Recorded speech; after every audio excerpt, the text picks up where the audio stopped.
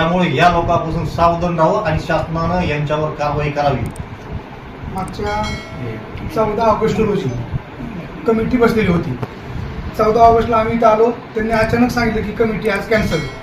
परवाच्या दिवशी ऑफिसला आलो, आम्हाला एक पत्र दिलं, त्या पत्राचा फोटो माझ्याकडे आहे। त्यांनी सांगितलं की उद्याच्या 6 तारखेला कमिटी बसणार आहे। आम्ही सकाळी ऑफिसला आलो, सकाळी ऑफिसला आल्यानंतर त्यांनी सांगितलं की आता एक मिनिट तुम्हाला मी दाखवतो फोटो 6 ऑगस्टच्या कमिटीचा।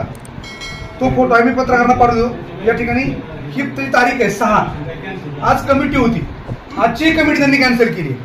म्हणजे प्रत्येक महिन्याला 1-2 दिवस झालं ते कमिटी बोलवतात आणि अचानक कमिटी कॅन्सल आहे असं सांगतात आणि आमची त्यांनी परेशानी लावलेली आहे। विद्यार्थ्याचे ऍडमिशन येतं, इंजिनिअरिंगचा 3रा कॅप राऊंड काल संपलेला आहे, आज ऍडमिशन चालू येतं आणि इंजिनिअरिंगच्या 3ऱ्या कॅप राऊंड पर्यंत कास्ट व्हॅलिडिटी दिली तर तो विद्यार्थी कास्टमधून प्रवेशाला पात्र ठरतो अथवा तो विद्यार्थी प्रवेशाला पात्र ठरत नाही। मग ते विद्यार्थी त्यांची मेरिट लिस्ट पुन्हा ओपन मधून लागली जाते आणि मग ओपन मधून लागल्यानंतर जी फीस आहे तो फीसचा भुर्दंड तो विद्यार्थी ओबीसी असताना देखील त्याच्या पालकाला तो फीसचा भुर्दंड भरत आहे।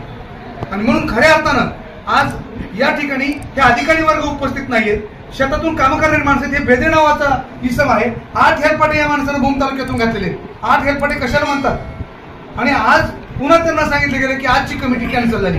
असे कितीतरी लोक बाहेर उभारले आहेत की जे आज कमिटीसाठी आले आहेत, ज्यांना आज अहवाल सादर करायचा आहे आणि या ठिकाणी साहेब उपलब्ध नाहीत आणि सांगतात की आजचं कॅन्सल झालंय, विषय संपला। पुढे काय कॅन्सल झालंय, काय कारण आहे, कोण येणार आहे, कशामुळे आले नाहीत, हे कुठलंही कारण सांगितलं जात नाही। त्यांना विचारलं सांगा तर ते म्हणतात ते आमचे साहेब आहेत, आम्ही कसं काय सांगणार।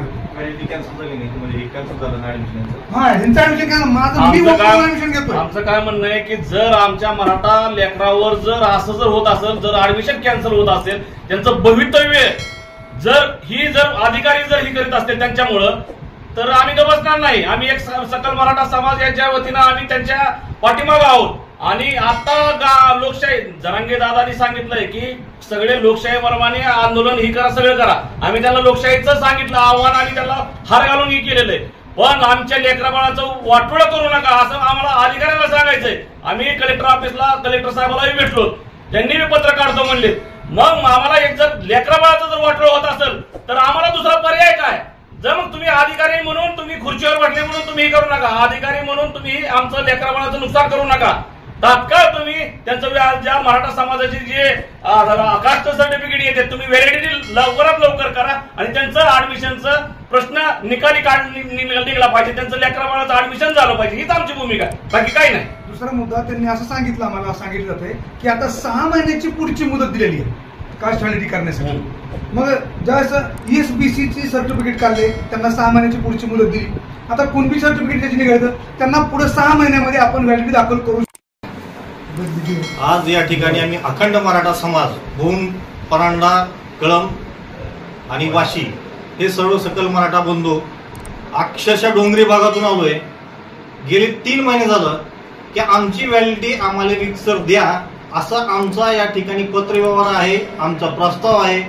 पण संबंधित अधिकारी जो पवार नावाचा अधिकारी आहे हा मराठा दोष्ट अधिकारी आहे, कारण फक्त मराठ्याचे आणि कुणबीचे प्रमाणपत्र कसे भेटणार नाहीत किंवा ते रेकॉर्ड डिझॉल्व्ह कसं होईल, 200 वर्षापूर्वीचे कागद असतील, 150 वर्षाचे पूर्वीचे कागद असतील, त्याच्यावर आमचं कुणबी रेकॉर्ड सापडलेलं आहे आणि ते कुणबी रेकॉर्ड खरं नाही म्हणून दक्षता समितीकडे पाठवतो। दक्षता समितीचा अहवाल आला तर तो स्वीकारत नाही आणि या ठिकाणी महिन्यातून कधीतरी एकदा गैरहजर असतो। ती कधी येतो, सकाळी लोकांना बोलवलं तर 5 वाजता कधी कधी हजर असतो, कधी कधी हजरच राहत नाही। आज व्हॅलिडिटीची तारीख दिलेली होती, सर्व कमिटीने तारीख दिलेली होती, या ठिकाणी विद्यार्थ्याचे पालक हजर आहेत आणि 2-3 विद्यार्थी असे की त्यांचे नंबर लागलेले आहेत, फक्त व्हॅलिडिटी अभावी त्यांचे आज ऍडमिशन कॅन्सल झालेले आहेत। भूमचेच पालक या ठिकाणी उपलब्ध आहेत, त्यांचा पोर्टलवर ओबीसी नसल्यामुळं, कारण व्हॅलिडिटी असल्याशिवाय पोर्टलवर ओबीसी जात नाही, त्यामुळं त्यांचं ऑलरेडी जे ऍडमिशन आहे ते रिजेक्ट झालं। काल जरी शासनाचा GR आला असला की 6 महिने वाढीव, तरी तो CR पाठीमागील ऍडमिशनला काही कामाचा नाही, फक्त याला एकमेव कारणीभूत हा पवार नावाचा अधिकारी जो आहे तो आहे।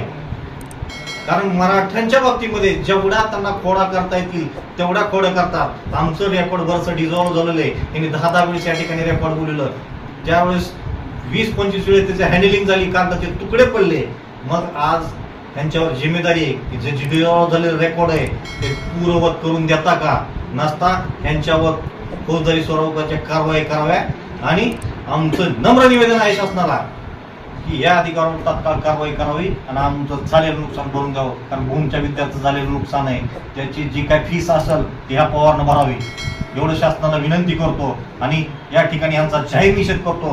त्यांच्या खुर्चीला आम्ही हार घातला, नारळ ठेवला आणि सत्कार केला. लोकशाही मार्गाने आम्ही आंदोलन करणारी माणसं जवळपास आज 12 वाजले तरी काय 1 वाजले तरी हजर नाहीत.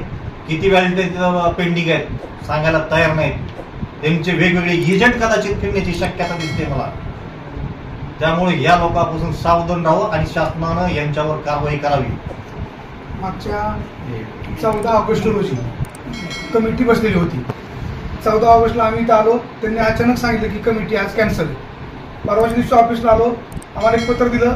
त्या पत्राचा फोटो माझ्याकडे आहे. त्यांनी सांगितलं की उद्याच्या 6 तारखेला कमिटी बसणार आहे. आम्ही सकाळी ऑफिसला आलो.